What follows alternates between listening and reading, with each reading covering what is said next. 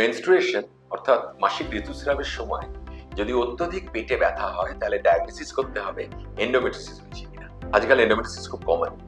এতে uterus, ovaries, tubes এবং আশপাশের অঙ্গ প্রত্যঙ্গ পরস্পরের সাথে জড়িয়ে যায়। এর ফলেই প্রচন্ড ব্যথা মাসিকের সময় এবং বন্ধ্যাত্ব বা ইনফার্টিলিটিও হতে পারে। সেক্ষেত্রে surgical treatment is the best option. Medicine ট্রিটমেন্টে কিন্তু এই জড়ানোটা ছাড়ানো যায় না। সার্জিক্যাল ট্রিটমেন্টে আমরা কিন্তু সেই পেট কেটে অপারেশন এবং প্রচন্ড ব্যথা, বাজে একটা পেট কেটে বড় স্কার সেরকম কিন্তু নেই।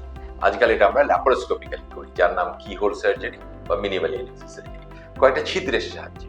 ফলে পেশেন্ট সেম ডে ভর্তি হচ্ছেন এবং অপারেশনের পর তিনি সেম ডে নর্মাল ডায়েট গ্রহণ করছেন, বাড়ি চলে যাচ্ছেন। এর ফলে আমরা এই জড়িয়ে যাওয়াটা ছাড়ালে এন্ডোমেট্রিওসিসের পেন অনেকটা কমে যাবে এবং ইনফার্টিলিটিটা অনেকটা কারেক্টেড হয়ে পেশেন্ট নিজেরাই কনসিভ করতে পারবে।